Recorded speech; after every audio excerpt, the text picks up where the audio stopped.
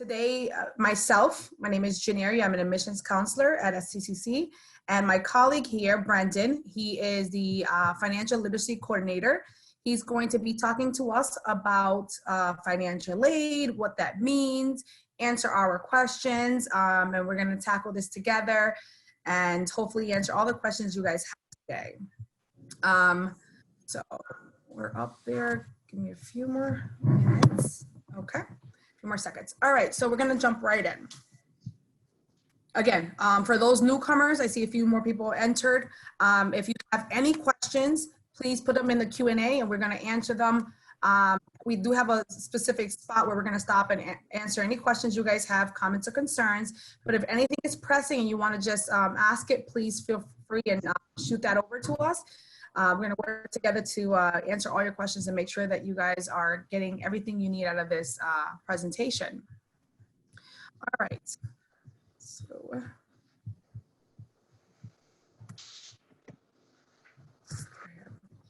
all right. Once again, we want to welcome you to the admissions info session, financial aid topic. And this is just an overview of what STIC is. If you guys haven't seen our logo, this is STIC, this is STIC. This is just the information on the last enrollment, students that attended and graduated. We had 5,066 students enrolled for last September, fall semester, excuse me. Our average age range is 16 to 84, which means we have students very, very diverse in regards to age, gender, and ethnicity. We have, as of last year, we had 41 males and 59 females. 43% of our students go to school full-time, which means they're attending taking about 4 or more classes, 12 credits or more, and 57 of us, I say us because I was also a part-time student, 57 of us are part-time, meaning that you can take less than 12. You can take 1 class, 2 classes, 3 classes, and that really does speak to the dynamic of our institution because we're very flexible. And we want that to be something known to make sure that we are going around your lifestyle, your schedule, your work schedule, your family schedule, so on and so forth. So that's a huge, like the percentage is very big, but it does speak to the population of our students. We are a Hispanic servant institution, which means that we have more than 20% of our students are from a Hispanic descent. 40% are white Americans, 15 are other, so they may have multi-race or ethnicity, and 15% are African American. Last year, we did award 840 degrees, which is pretty awesome for a community college. We do offer certificates, and last year we did offer 132 students receive their certificates in one of the many programs we offer. So that's that. Hopefully you guys can make those numbers go up. All right. So again, today we're going to be talking about financial aid and what that means. This is Brendon's expertise. Brendon is fairly new, but not to our institution, to our STIC family. He has worked with us through other agency, which helped with financial aid for, quite some time. I used to work with him myself more closely. This picture is actually our financial aid office. I think it's important so you guys to see where you're going to be, the lines that they have, people sit in the front. So this is our office. And I'm going to kind of pass the baton over to Brendon, and we're going to go through some commonly asked questions and answers. All right, I'm starting now. Okay. So like she said, my name is Brendon Pohner. I'm the financial literacy coordinator for the school, which means I help not only with like personal finance stuff, but helping people understand everything to do with financial aid. So if you ever need any help, any more personal one-on-one kind of sit down advising, I'm the guy to talk to. Other than that, we can jump right into this. All right. So first off, what does it cost to go to STIC? STIC is, start off, one of the most affordable institutions going. It's about $6,500 per year for a full-time in-state student.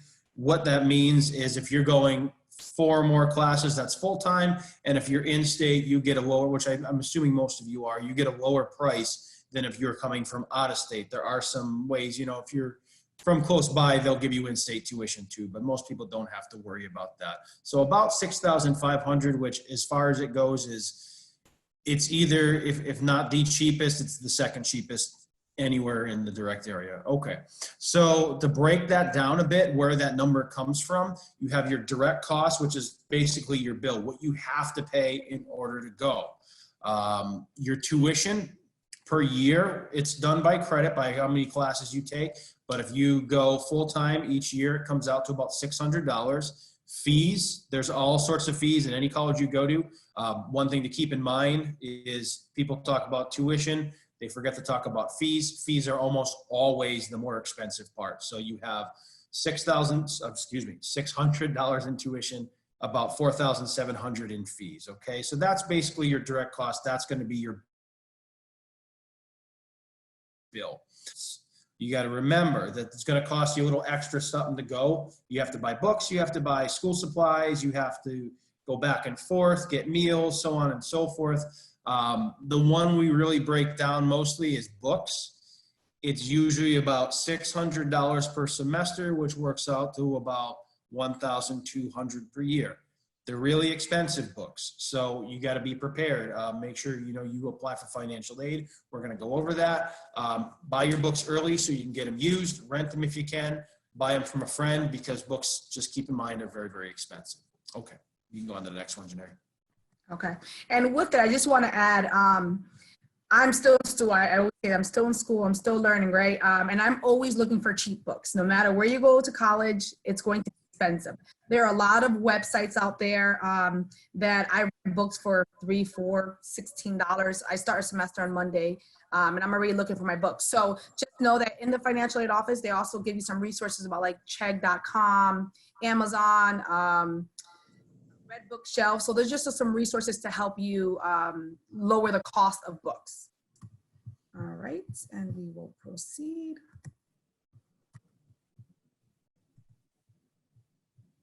All right, so what is the FAFSA? You guys have probably heard that term a million times thrown around. If not, I'm going to break it down for you. So the FAFSA is basically your main application for financial aid. If you apply for no other applications, you need to fill out this one. This is where I'd say 90% of STIC students get all of their financial aid from. You really don't need much else going to STIC. You can fill out other forms, but this is really what you're gonna need for the most part. Like I said, main application, usually the only application you'll need for STIC. You can apply for other forms, but usually this is all you need. So how do you apply? So you'd go to this website we have down here, fafsa.ed.gov. Give you time to write it down if you want. It probably takes about half an hour to an hour for somebody to do it. It's usually not too hard. Some people do have trouble with it, though. It can be a little complicated. So if you do have trouble with it, you can call the financial aid office. You can schedule an appointment with me. We do have other people that help out with it too. So you can schedule an appointment to have your application done for you. With you there, of course. You'd need your basic info. For this coming year, you need your 2018 tax returns and your FSA ID, which is really just your username and passwords. You need to make an account for the system too. But it's pretty simple. You fill out this application. Most people will get all the financial aid they need to afford STCC from just this one application. And if you are interested in other forms of aid, we can talk about that too. So you just go to the website we have down here, or you call the financial aid office, schedule an appointment, and we can get it done real quick for you. Perfect. Thank you, Brendon. And to add there, the financial aid application is free. I always put an emphasis on that because I've worked many, many years in financial aid, and there are organizations or people that charge you to do this. This application is free, so you should not pay anyone to do this information. Again, we do it for free, but out there the charge. Okay, so thank you, Brendon, and we'll next slide here. Yeah, just to add to that, that first F in FAFSA, stands for free. It stands for free application. Don't ever pay for it. Okay, so different types of financial aid. We're just going to go over some basic stuff. There are different types in this, but these are really the 4 basic you're going to be dealing with. If you know these, you're doing well. So grants, these are the big ones that a lot of people get. I shouldn't say most people because it depends on your situation. Everybody's different, but these are the big ones. You don't have to pay them back. They're based on your financial need. So you really don't have to do anything to get them, and you don't have to pay them back. The big ones you'll hear about are the Pell Grant and the Mass Grant. If you get those 2, which, you know, I would say probably in the past 6 or 7 years I've been doing this, I'd say about 80% of the people I've helped have gotten that full Pell Grant and sometimes Mass Grant as well. You're likely going to STCC for free, okay? So just by applying for the FAFSA, you get the opportunity to get these grants, and if you get them, which a lot of people do, you go just about for free, okay? Now, nothing guarantees any of that because everybody's situation is different, so just remember that, but you have a very good chance of getting a lot of free money to go to college, okay? Scholarships, similar to grants, you don't have to pay them back. However, they're based on merit, things you've done, things about you. You usually have to fill out a separate application for them. If people want to ask later on, we can talk about that. But it's normally a separate application. STIC does have some internal scholarships. I think Jenary, it's for second-year students though. You have to have gone to STIC for 1 year, but it's called the foundation, the STCC Foundation. You can fill out applications for those and be considered for scholarships right within the school. And like I said, we can talk about some outside ones that I'd recommend too. But scholarships, again, free money, don't have to pay it back, but it's based on merit, things you've done, things about yourself, separate applications, so on and so forth. Whereas grants, it's just based on your need. All right, loans. No one likes to hear about loans, but I think you gotta know about them when you're going to college. It's kind of a dirty word now, but we'll go over them a bit so you guys are educated. You do know what they are when it comes to paying for college. So loans, if you know anything about them, you know you have to pay them back. They are not free aid. You get loans, you have to pay them back. They are a type of financial aid. A lot of people think that financial aid is just free money. Financial aid can be loans, so don't be surprised if they're offering you loans as financial aid. Federal loans, you're automatically eligible for federal loans no matter who you are. And federal loans are the way to go if you need loans. If you don't need loans, don't take them. If you can pay your bill with grants, scholarships, any savings you have, setting up payment plans, which we'll go over, that's the way you want to go. But if you can't pay your bill any other way and you need to take loans, the school will offer you federal loans from the federal government. The ones they offer you are the best. They have the lowest interest rates. They're basically the cheapest to take. They have the most repayment options. Basically, you will not get in trouble with these loans as long as you're careful with them. You'll never have trouble paying them back. You'll never go into bankruptcy or anything like that as long as you're careful, okay? So loans, basically, don't take them if you don't need them, but if you need them, take the federal loans that the school gives to you. All right. One other type of financial aid we'll go over is work study. A lot of you will probably end up doing work study. It's just simply you're working at the college to earn a little bit of extra money. That's really about all it is. When you fill out the FAFSA, the application, there's just one checkbox where you check, yes, I'm interested in work study, and they'll consider you for it, okay? Not everybody gets it automatically. It's based on your need, sort of like grants, and it is, I think, also first come, first serve. So you may get it, you may not, but if you do get it, it's a great way to make a little bit of extra money working on campus.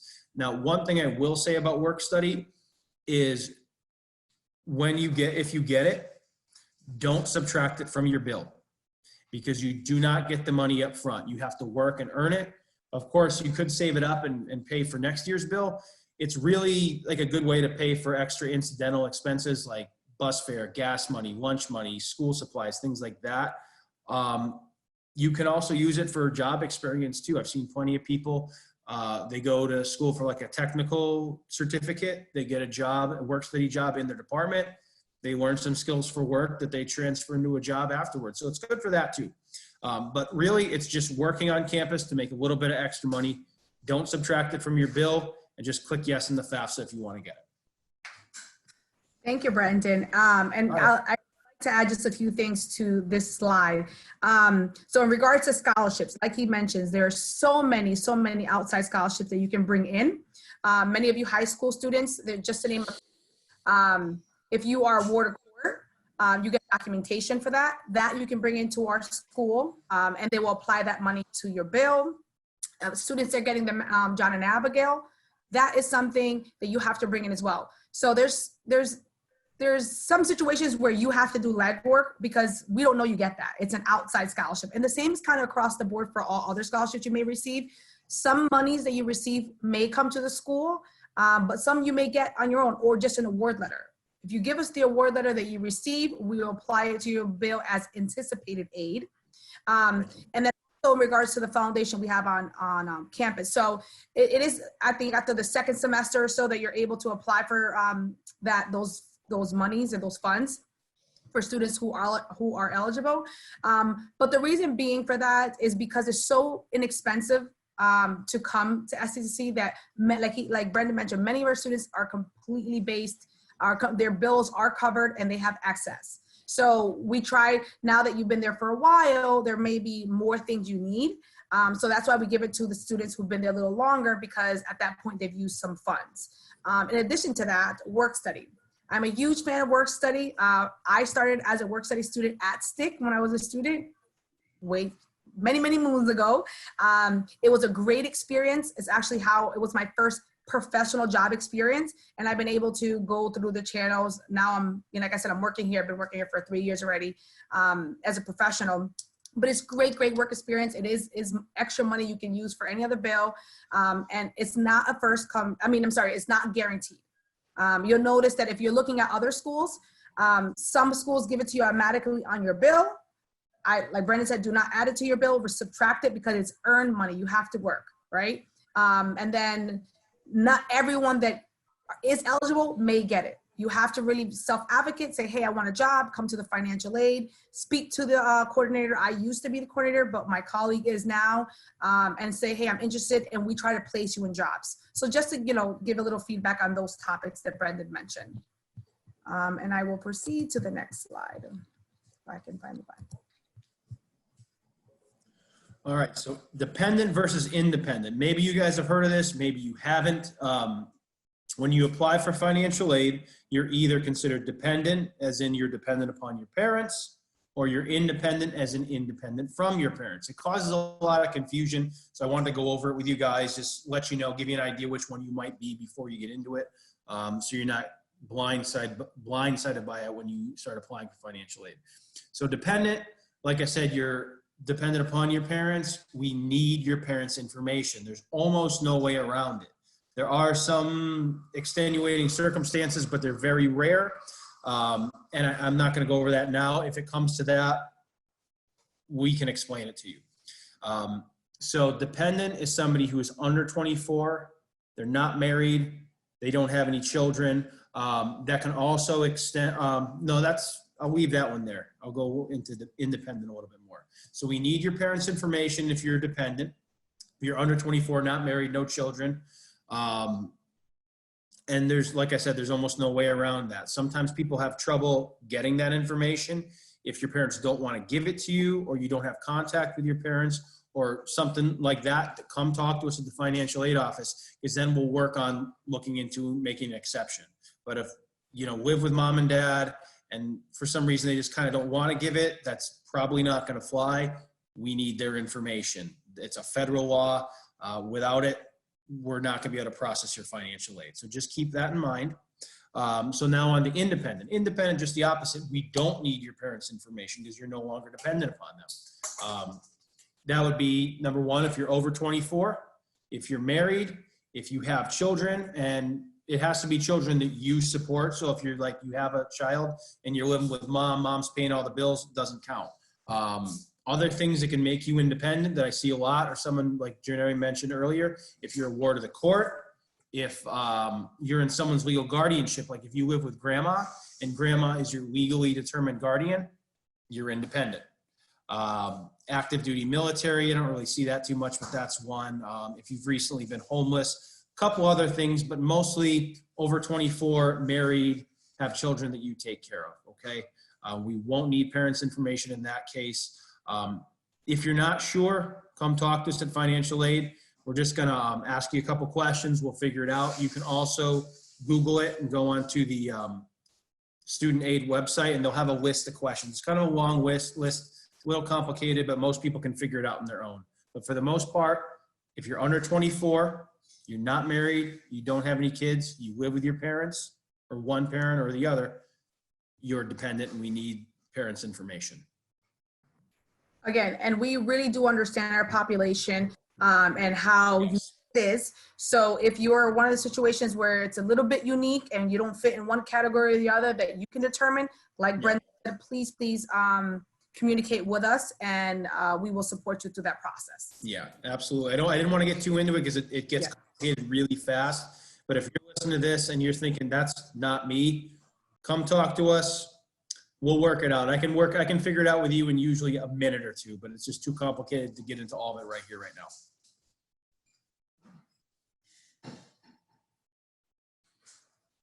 Okay, so the verification process, this is another thing that causes a lot of confusion with students, but it's necessary. It happens. It'll probably happen to every one of you at least once. If it doesn't, good for you. You got lucky. The verification process is literally just a process where STCC will compare the information provided on your FAFSA with your tax documents and other information. So basically, you fill out your application, you send it in, and then they're asking you for that information again. It's really to verify it, to double check it, because some people will either get it wrong or some people will put false information in there. I'm not saying any of you are going to do that, but it does happen. So we do have to double check. So just be prepared. That could happen. I always tell people when they finish their applications, just keep an eye out if STCC sends you anything in the mail, to your email address, to your web portal. If you guys know what that is yet, I don't know. But just keep an eye out for any more information from the college. They may ask you for other documents. They may ask you to fill out some documents that they send you.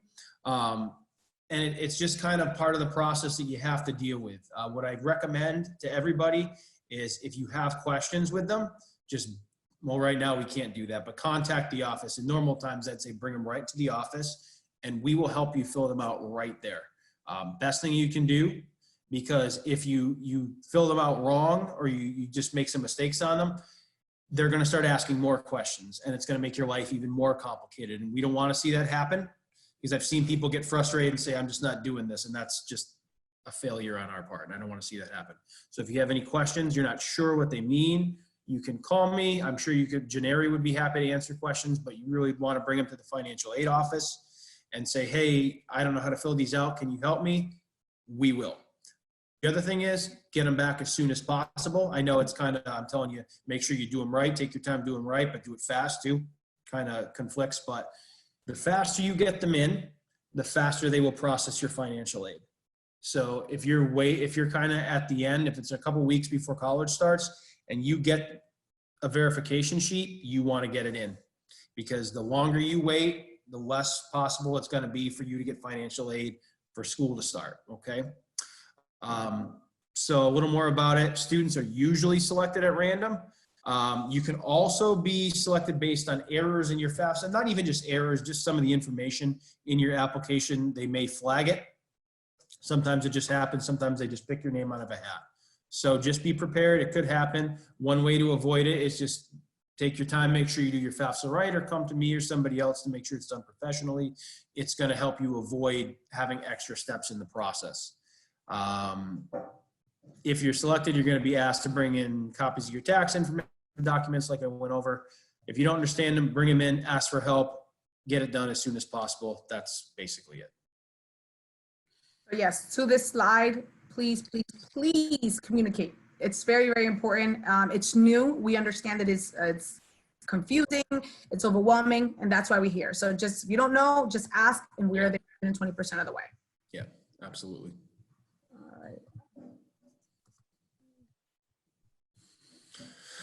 All right, so refunds, bills, and payment plans. So basically, let's say you fill out your application you get your financial aid. They call it awarded. So you get awarded your financial aid. There's a couple things that could happen. One, you have more financial aid than you need to cover your bill.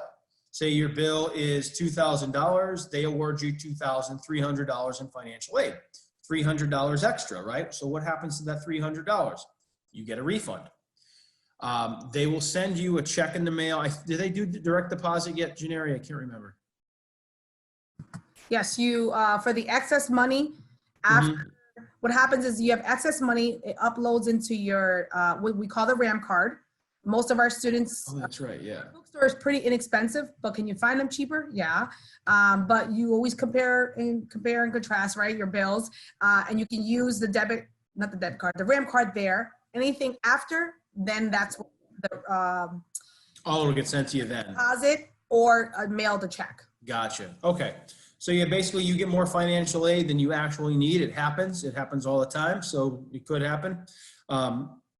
Like she said, puts it on your RAM card. If you don't spend it there, it'll get sent to you in a refund and you can use it for any school-related expenses you need. All right.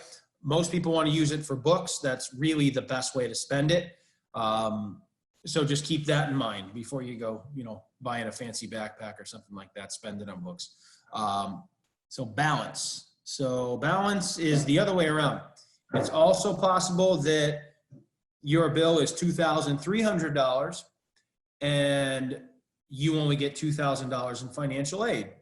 So that leaves you with a balance, money that you still owe the school. So if your bill is more than your financial aid, you will have a balance that you owe the college, okay?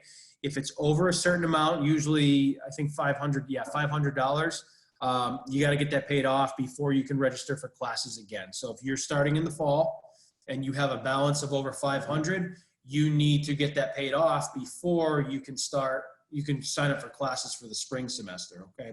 So just keep that in mind. You may have a balance, you may have a refund. It could go either way, depending.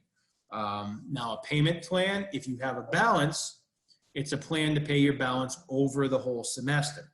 Again, you will need to get it done before the semester's over, or they may not let you sign up for classes again. But what they do is they basically take your payment, whatever it is, they divide it by how many months in the semester. So if it's the fall semester, it's 4 months. They'll divide it into 4 payments. If it's the spring semester, it's 5 months. They'll divide it into 5 payments, and you pay your bill over time. So it's just another way to pay. Give me 1 second. I got an animal acting up and making noise. Get out of here. So it's just a way to pay your bill over time, to help you afford going to college, to help you avoid taking loans. So again, like I said, if you can avoid taking loans using something like this, that's a great thing you can do. Use your payment plan, pay your bill over time, and that way you can avoid taking loans. You can make sure you get your bill paid so you can take classes again next semester. That's about it. All right, and thank you, Brendon. This is a really juicy part of the conversation, I think. Some things I want to mention along with that is that what you'll notice when you come to STIC is that most of our students get refunds because it's inexpensive, as I mentioned. When you start transferring out, like when I was a student, I transferred out, and I remember going to my financial aid office at my new school and said, hey, where's my refund? They was like, what refund? And the reason is because the cost of attendance is so much higher. So monies you were getting is going directly to your bill. So I say that because it really matters how you spend your money here. And we take a lot of pride to make sure that we award students what they need and more free money versus loans. We know that eventually when you go to your four-year school where it's more expensive, you may have to tap into different resources, and we want to leave that open for you. So it's something we try to help with the national debt crisis of awarding students what they need and more of the free money portion of it. So I just wanted to add that as well. All right. All right, give me 1 second. Where are we? Just so you guys know that if you have to leave, it's totally fine. This information, we'll send some information to you via email, but always contact our student financial services. It always depends on how the conversation goes, but I just wanted to mention that to you all. All right. So satisfactory academic progress. I'm going to try and keep this super simple. Hopefully you guys will never have to worry about this. Simplest way to put it is keep your grades up, pass your classes, and what's the last one there? Don't switch your majors, get your program done in the allotted amount of time. Because otherwise, they're going to pull your financial aid on you. If you don't keep a minimum GPA, it's listed there, 1.5 to 2.0, depending on how many classes you've taken. Like I said, it gets complicated real quick. But if you don't keep up a minimum GPA, they'll take away your financial aid. They do put you on probation and things like that first, and you can appeal it, but pretty simply put, you don't keep your grades high enough, they take away your financial aid, okay? Successful pass at least 2/3 of all credits, basically classes you take. Say even you keep up that minimum GPA and you fail too many classes, again, they take away your financial aid, okay? Keep your grades up, don't fail your classes. And complete your program within the specified time frame. That's a little bit more complicated. It's just how many classes you take versus how many you pass, basically. So if you're just taking too long to graduate because you failed too many classes, or you've switched your major and you've taken way too many courses, they're gonna, again, take away your financial aid. So again, I know this is super complicated. I don't wanna spend too much time on it because I don't wanna confuse you, but just know, keep your grades up. Don't fail your classes. Again, that goes right in hand. Keep your grades up and don't fool around. Just get in, get out, get your schooling done with and move on to the 4-year, move on to your job, what have you. If you start taking all sorts of odd elective classes or switching your major or failing classes, they're gonna pull your financial aid and you're gonna have to pay out of pocket. And a way just to tap into what Brendon's saying is that this whole satisfactory academic progress, this is a federal, this is their rule saying, hey, we're gonna give you money, but we have rules attached to it, right? And we have to adhere to those rules as an institution.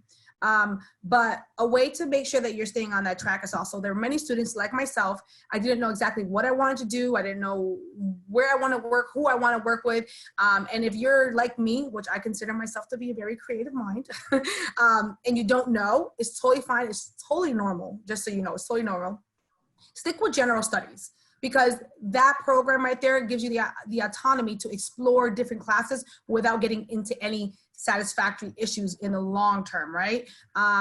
I had to do that myself because I was exploring, and eventually I found what I like, and then I switched my major to what I wanted to go. So it's a way of staying, on top of the, ahead of the curve and staying academically satisfied with your financial aid. So I'll go on to the next slide here. Okay, let me see this one. So withdrawing from classes, this can get a little dicey. Again, super complicated. I'll try and keep it as simple as possible. Don't withdraw unless you absolutely have to. Make sure you talk to the financial aid office, the registrar, your, who am I thinking? Your advisor. Talk to the college before you do it if you're thinking about doing it. Don't do it unless you absolutely have to, because most of the time, you end up owing the college some of the money back. As they give you money in financial aid, the deal is this is yours as long as you complete your classes. And if you don't complete the classes, they have to take it back, and then you're on the hook for the bill. So if you withdraw from classes, you could end up owing the college money. If you withdraw after the 60% point, and they have a date for this, I know this is, again, kind of complicated, 60% of the semester. They'll have a date when that is. I think it was just earlier this month, like May 7th or 8th or something. So they have a date for it. If you withdraw after that point, you don't owe any money. You get to keep all your financial aid. However, this could affect your satisfactory academic progress because you did not complete those courses. So if that second part of the last slide where I talked about completing your classes, they consider those classes incomplete. So you don't get credit for them, and it can harm your ability to get financial aid, okay? So even if you get to keep all your financial aid, you don't end up owing the college money, it can affect your ability to get financial aid in the future. So please don't withdraw unless you have to. And if you do, talk to somebody at the college first, especially in the financial aid department. Make sure you understand the consequences of what you're doing, okay? And right at the bottom, speak with financial aid office for full details before withdrawing from classes. So again, try not to, do your best never to withdraw from classes. If you absolutely have to, we understand that there, especially in with the population we deal with, there are going to be times where you have to. We understand that. Try not to. If you have to, talk to the financial aid office, talk to somebody who knows to make sure you understand exactly how it's going to affect you going forward. And just to add to that, I always think it's very important to add about withdrawing, because I didn't know this when I was coming to college. I'm a first generation college student myself. When you first start a semester, this is the same for any school. There is an allotted time that you're allowed to withdraw from classes with no penalty. Make sure you know what that is. For us in the traditional semester, it's the first week. You can add, you can drop, you can withdraw completely with no financial penalties. Now, the 6th day, the following Monday, if it lands on a Friday, for example, now you're getting into a different scenario. So just know the school you're going to, know their rules or regulations. We're very, very flexible. And, if you guys do attend, stick in the fall, you will be attending a virtual new student orientation, and they're going to go into depth of what that means. We want all our students to be successful, and that's why I think it's very important to talk about this topic early on so you know what to expect later. With that, I will go to the next slide. Okay, so let's see. Where's the top? What is FERPA? So you might hear this tossed around a bit, you might not, but this is something you should know about, especially if you're a parent of a student going to STIC. You really need to know about this. FERPA stands, and you don't need to remember this, I just put it on there for just so you know, Family Educational Rights and Privacy Act. Basically, a student's info cannot be discussed with anybody but the student. Parents can come to STIC with their son or daughter and discuss their info, but like if you were to call up or come on your own, we can't discuss it with you. Now, the exception to that is if you come in and fill out a release of information form at the registrar's office, right, Jenary? If you come to the registrar's office, you fill out a form, you can put your parent's name on that form, and it'll tell them that we can speak with you if you call. If mom calls, dad calls, mom, dad comes in, we have that piece of paper on file, we can speak to you. Otherwise, if we don't, we can't tell you basically anything. So if you want to be able to help your son or daughter the best you can, go through college, I would say you really need to fill this out. You want to make sure you have them fill this out, put your name on here. If you're a legal guardian, same thing. If you're like grandma or aunt or uncle legal guardian, same thing. Have them fill this out, put your name on there. So that way, if you come in, they're in class or they're at work and you come in on your own or you give us a call on the phone, we can talk to you. Otherwise, it gets very frustrating calling us up, trying to help your student, and we can't talk to you. Yes, we take our students' privacy very serious. We want to make sure that we are adhering to the laws. It's just like a HIPAA law, same thing. We have to protect our students. And I get it. I have a student in college myself, and I'm like, I'm paying her bill, but it doesn't really matter. They have to give you permission. So I had my daughter submit that paper and check off all departments that I can speak to. So just wanted to share that. It's really important if you want to be an active parent in students' education. So next slide. All right. So I just first and foremost, I've been answering questions. I know my colleague Keith has been answering some questions. We've gotten quite a few, which is great. Thank you so much. Hopefully we get to them all. I want to give this opportunity because students were allowed to submit some questions early, and we did get some. So thank you. If you are here, if you were one of the students that submitted your questions prior to the event, I want to thank you for that. But I'm going to go through these questions, and I'm going to, hopefully we have enough time to answer some more questions, and you guys can still flooding the Q&A area. The first question is there a deadline for financial aid? So yes and no. There's really not, especially when it comes to STCC. When you go to a four-year college, there will be. They're going to have, every college is going to have their deadline listed on their website. That being said, I know I'm talking about four-year colleges. I'm getting ahead of myself, but that's okay. It's usually a softer deadline than you think. Like you're like, oh crap, I missed the deadline. Call up the college, and they're usually going to say, yeah, that's fine. For STCC, usually no deadline. We have been kind of having deadlines really towards the time classes start in the last year or two, but for the most part, there is no hard deadline to when you can apply for financial aid. There are historically people that will apply last part at the very end of the semester and still get reimbursed. They'll get financial aid at the end of the semester and get paid back for the classes they took. So really no. However, to get the most out of your financial aid, there are times you want to apply other than others. So basically, usually May 1st. This year it's different, but May 1st is normally a big deadline for financial aid from the state of Massachusetts, and usually financial aid from the college itself as well. If you apply after May 1st, you're just not getting any of that. You can still get financial aid from the federal government, which are the biggest types. The Pell Grant I talked about, the biggest free money, chunk of free money you can get, and the student loans are still available to everybody after May 1st, okay? Also, because of coronavirus, the deadline has been pushed back by the state of Massachusetts to July 1st. So as long as you apply before July 1st, you are still eligible for state financial aid and college financial aid, okay? So that's the real deadline you want to know about. As long as you get it done before May 1st each year, July 1st this year, you're going to be pretty good. Even if you miss that deadline, still fill out your application, because like I said, there can still be plenty of money out there for you, all right?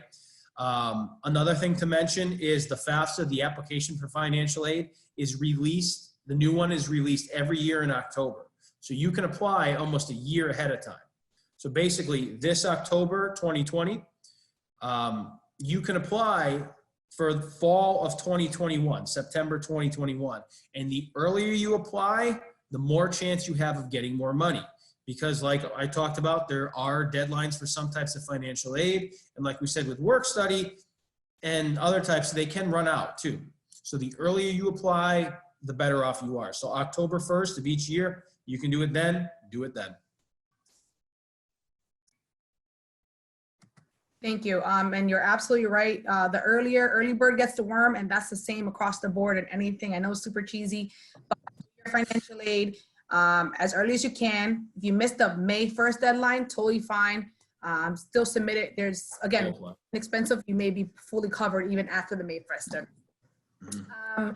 The other one is, we kind of touched this. How do I get my refund for books? I talked about it earlier. If what you're receiving from financial aid, whether that's loans, scholarships, grants, scholarships in-house or out-house, if it exceeds your bill, basically, if everything you got makes your bill be at zero, and then after you get like a credit. If you get a credit, what happens is they put a certain amount into your RAM card, and you're able to get your books from our school store. Now, if you want to get books, like I get books on Chegg.com or Amazon or Red Shelf, other websites like that, you cannot use your RAM card, your stick card for that. You have to wait to get your refund. Your refund usually comes about a month and a half after school starts. You have to, and this is federal rules, you have to wait. I think it's like maybe like for September, for example, it would be like mid-October, then you'll get your refund. I always suggest that if you are one of the people that are getting a refund, sign up for e-deposit. Meaning that if you are one of those people that are going to get excess money, get it direct deposit to your account. You can do that through your student portal, put in your bank account, and that money will go right there. If not, it will go in the mail like everything else. And this is actually a good one. So what if, not that all the other questions weren't good, but we get this a lot. What if I don't want to take out loans? All right. So like I said, first of all, a lot of people aren't going to need loans. You, especially going to STIC, you've made a wise financial choice to begin with, because it's the cheapest college in the area, bar maybe HCC. And if it's more expensive than that, it's by $200 tops. So you made a great choice already going to a very inexpensive school. So you might not need them. You might be covered completely. So you want to wait and see what you get first of all, because you might not need loans. That being said, say you are short money a little bit. We kind of went over this. You do have your options. if you have your own money saved up, awesome. Pay it with that. That's the best way to go because you're not paying interest, any fees. You're getting the bill out of the way right away. Best way to go. That being said, if you don't have that, you have one more option. You have your payment plan. You can talk to the school about setting up a payment plan. They're not the most inexpensive things. They're not the easiest to afford. That being said, it's still going to cost you less than paying a loan back with interest. All right. So you can apply for financial aid, see what you get. You can also apply for outside scholarships to try and help out with that too. We can talk about that if you guys want, to get yourself a little bit of extra financial aid. It's always a good idea. So apply for financial aid, see what you get first. You might not need loans. If you are short, try and pay with what money you have. I understand most people don't have a lot of money lying around. If you do, use it. If you don't, talk to the college about setting up a payment plan. See if you can take care of it that way. All right. That being said, all that, sometimes loans are just a necessity. I hate to say it, but sometimes they are, especially if you plan on going to a four-year college like we talked about earlier. The most inexpensive four-year college in the area, Westfield State, is still twice the price of Stick. So when you go to a four-year college, it's kind of a necessary evil that you may have to take out some loans. So like I said earlier, if you take out loans, do everything you can. Usually this isn't very hard to take out just federal loans. Do not borrow from a bank. Do not borrow from a private lender. Take your money from the federal government. That money is, number one, is going to have a very low interest rate. So it's not going to cost you a lot to pay it back. And number two, they have all sorts of repayment options that as long as you stay in contact with your lender, you're never going to get in trouble. You're never going to have a payment that you can't afford. So apply for financial aid, use your savings if you can, use a payment plan if you can. If you have to take a loan, sometimes you do, just be very careful with it. Stay in contact with your lender and they will make sure that you never, I promise you, if you take federal loans and you stay in contact with your lender, they will make sure you always have a payment that you can afford, that you never, are crushed by this debt, and that you're never in bankruptcy or anything like that. As long as you're careful, you will be fine. So two things I want to add to what you said, Brendon, thank you so much for that information, is if you are one of the students that are in a situation where you receive all the money you're going to get free, and then you may need loans, you can go talk to your financial aid officer or department and say, hey, I need help paying this bill. Like I said, we try not to award students loans to help you in the future. But if you need it, you need it. They will apply it. But if they don't, you can ask for that. You can ask for like a living expense or something like that. And then additionally, the reverse of that, let's say they awarded it and you're like, I don't want it. Or you got $2,000, but all you need is $1,000 to cover the rest of your bill and some books, you can reduce your loans. Again, talking to your financial aid office, our financial aid office, and just say, hey, I got awarded, $2,000, but I only need $1,000. I just want to reduce it to $1,000. You're able to do that as well. So I want to chime in on that. And I have a few more questions here. I want to go into the Can I add one thing? Yes, please. Between, before even applying for that living expense loan you talked about, I forgot about this. You can apply for additional financial aid, which could be free. So say, like Jenary said, you get your bill covered, but you still need a little bit extra for something. You can apply, you can go to the office and say, hey, I need a little extra financial aid. You can fill out a form and they can consider you for extra financial aid. Could be free, could be a loan. So that's a step to take before even doing that. Now, if you're already dipping into loans, if they're loans already, they're not going to give you any more free aid. You've already used it up. So if you're using loans already, then you're going to need to apply for that living expense loan. Yep. Thank you, Brendon. I forgot that. Got it. So I just want to answer some questions from the chat box. Something I get a lot is reciprocal. So someone, thank you so much for asking that question. I'm going to kind of try to address it broadly. Reciprocal is if you, let's say, for example, let's say you're in Connecticut and you want to come to STCC for a program. If you if your town or wherever you are, your closest college does not offer the program that you're applying to, you will get reciprocal. For example, let's say I oversee the cosmetology program at STCC. And I know like as Nantucket has a cosmetology program they recently just rolled out in Connecticut. However, because it's not like accredited and you can't get financial aid for it, if you apply into our cosmetology program and you live in Connecticut, you will still get reciprocal. The same thing goes if, let's say, like, again, this is between credits, like accreditation. If it's not credited and we're basically, you're able to be billed in-state tuition and not out-of-state. A way around that is taking, so let's say you come here for general studies. You really want to come to state because we're awesome and we're going to be friends, all this really cool stuff, right?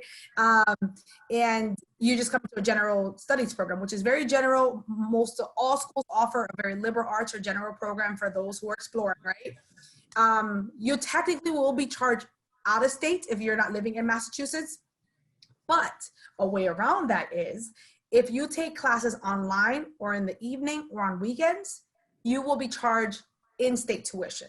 You will only be charged out-of-state tuition if you take classes on campus during the day.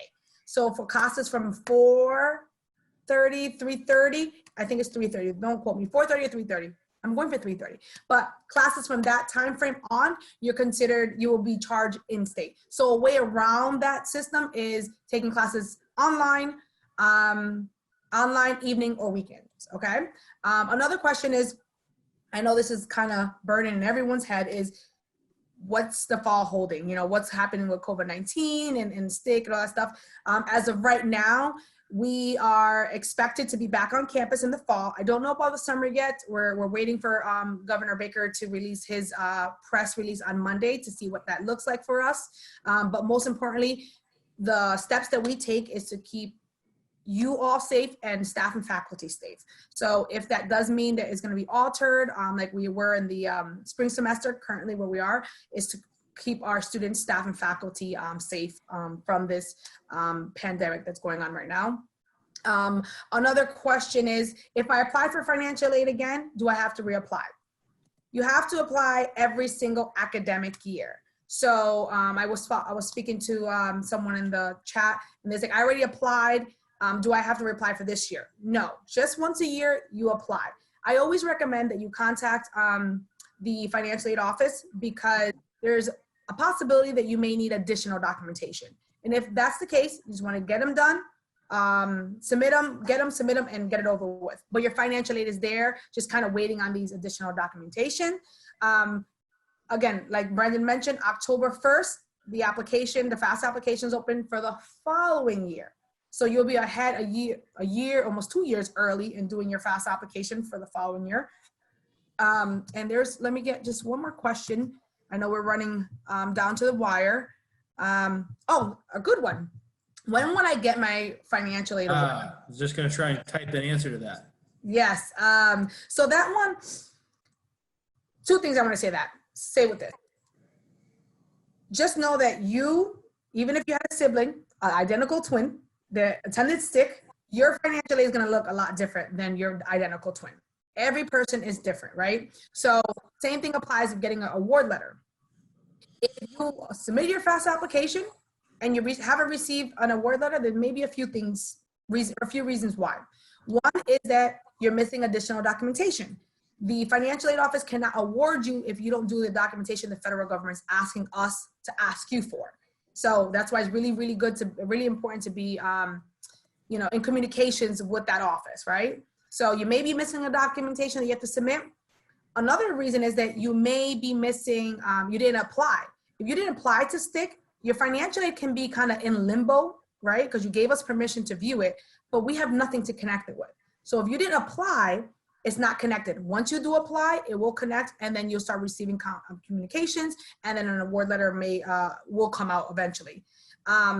Another reasons why you probably haven't received an award letter is that you're missing documentation on the financial aid, in the admissions office.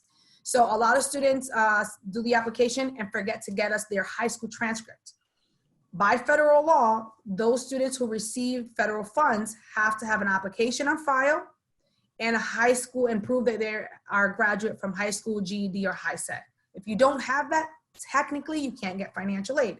Oh, and apply into a accredited program. All our programs are accredited, so apply into a credit program. But if you haven't received it, my best advice is contact the, I work in admissions, but financial aid, I used to work there. Contact the financial aid office to see where you are in that status and keep that ball rolling with communication. Got a few more minutes, so I'll let Brendon answer whatever question he sees there. Just before we let you guys go, because we're here to 12, we will stay a little after if you need us to be. But if we didn't get to your answer, know that to your question, know that we want to. Please submit it to us, and you can email your financial aid questions to SFS Student Financial at edu, right? Is it dot? No, at edu. At SFS Student Financial Services, SFS at STCC.edu. Yes, so that's their contact, and I'm gonna have my colleague put the email in our chat box so you can see it, and then also their phone number. And I'm also gonna add our phone number and our email to admissions if you have any questions for us. But Brendon, you can go ahead and answer any question that you see. Okay, just one thing on the award letters, just kind of add to that. It's different for everybody. You never know when you're going to get it. And I shouldn't say never know. It's, it's different for everybody. It's in-depth process that you can never say for certain,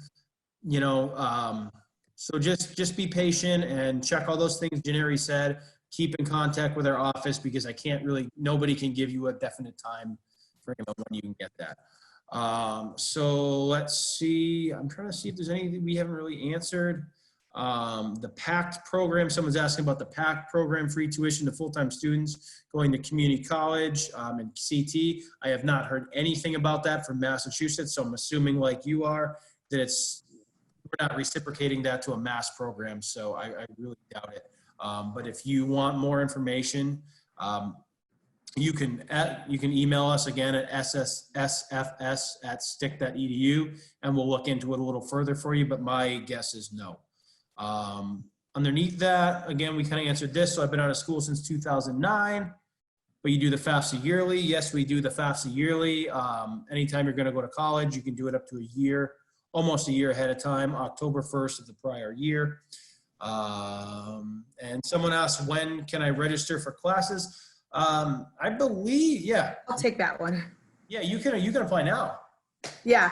So if you already applied and you got your financial aid, doesn't need to be in that order. Of course, we want your financial aid, so hold on. peace of mind. But once you have been accepted, in your packet, you're going to receive it via email right now. There's going to be some instructions, either to attend orientation or an advisor contact information. You can contact your advisor right after you get accepted and schedule for those classes, or the department chair. Sometimes it's the department chair. So registering happens after acceptance. But remember that if you're in any nursing program, for example, or the medical programs where you need additional documentation and stuff like that, that documentation has to get to us because it may hold your registration. For example, if you are in cosmetology, your Corey and Sorry form need to be in because you can't perform on another, and your health form needs to be in because you can't perform your practice on another student or in our salon. So it depends, but usually for general programs, ones that are rolling admissions, you can register for classes right after you get accepted. All right. Okay, so I just found the chat. I was looking at the question and answer, and I just found the chat, and there's some questions in there that we can answer to. Okay. Someone asked is a good question. Again, if you guys, not a citizen, can I? Let me just. Oh, go ahead. Let me just chime in really quick. I'm so sorry. If everybody, I know we're over 12 o'clock, which was our deadline. We don't mind staying, helping you guys as much as we can. But if you have questions, put them there. If you have to leave, go right ahead. And you can email us your questions, comments, or concerns to both of our financial aid and admissions emails. Go ahead. Okay, so quick one. Hopefully she's still online here, or he. I'm not a citizen. Can I take financial aid? Yes. There are some, most of the time, yes. As long as you have It's the alien registration number, comes in your I-94, your green card. If you have that, you're all set.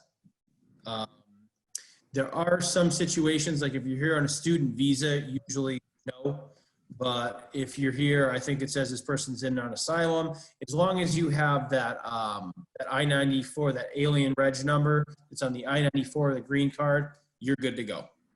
And let's see, there was one. My son already applied to FAFSA when he was thinking of going to another institute. Good question. Does he need to apply again for STIC? You don't need to fill out the application again. You need to go into it and add STCC to the application. Because when you fill out that application, it's a federal form. It can go to any college in the nation. You know where to send it. So if you were thinking of HCC or UMass or Westfield State first, and you put those colleges on there, it'll send it to those colleges. If then you decide you want to stick and get financial aid there, you have to go back on the application and tell it to send it to STCC. If you need help, you can always call us and we'll help you out with that. Another good question I see in the chat is, do I get financial aid if I go only part-time? So when you guys submit your FAFSA application, at the bottom, it will give you estimated amount of money you would get. Usually it's pretty accurate, but I always say estimate. They say estimate. I'm going to use the word estimate as well, because if you win the lottery tomorrow, it changes. But financial aid, you're going to see that money's there, and it's usually based on full-time status, right? Now, if you go less than full-time, which is 12 credits, 12 credits is full-time, 10 credits, 11 credits is part-time, and lower and lower, your aid will be adjusted to the amount of credits you are taking. So you won't get, for example, $6,219 for 12 credits. That's what they show on the FAFSA application when you submit it. You won't get the same amount of monies towards 6 credits. It's going to be altered to that. So you may still have your bill covered. You may have to be an out-of-pocket expense. But again, that's why it's really important to do your FAFSA early, really important to get yourself registered so you can see your bill fluctuating and changing as you add and drop classes, hopefully before the start of school. Another question someone asked me privately is, I registered for classes and I saw my bill. If you register for classes today and refresh your bill, refresh your browser about 30 seconds after, you will be generated a bill. So you will see it there. Doesn't mean it is old right now. If you are one of the students that are using financial aid, that financial aid will be applied to your bill once they finish doing their review process. Okay. All right. Well, with that, guys, again, we tried our best to answer all the questions. You guys had some phenomenal questions.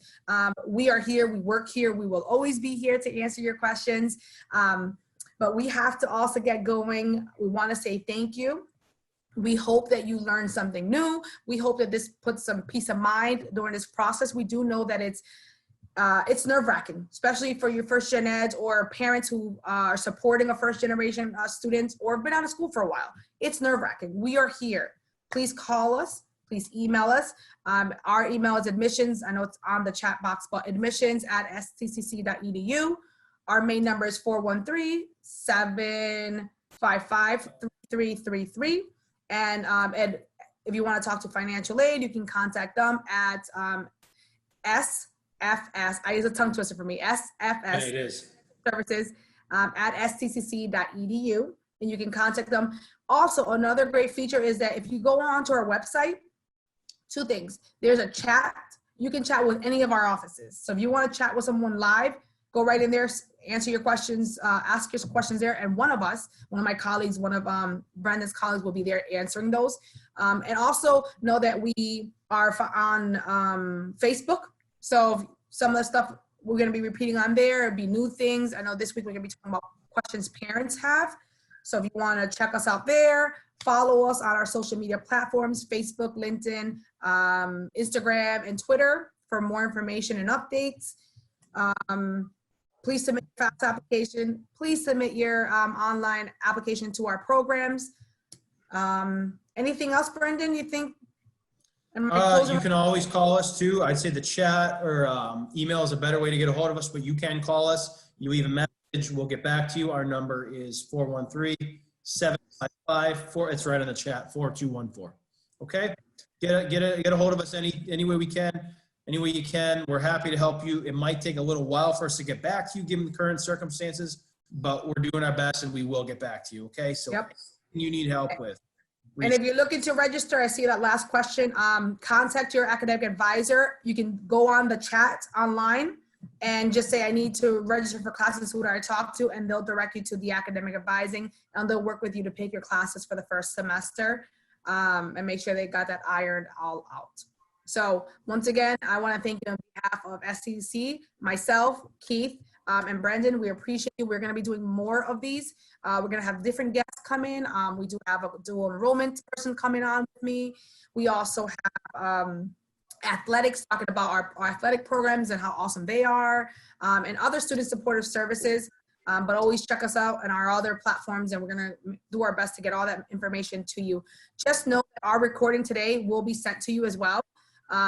If you missed it, if it was maybe laggy on your end or our end, you're going to be able to get the whole recording via email for those who registered. All right. Well, thank you so much. You guys have a safe day, and a great rest of your week.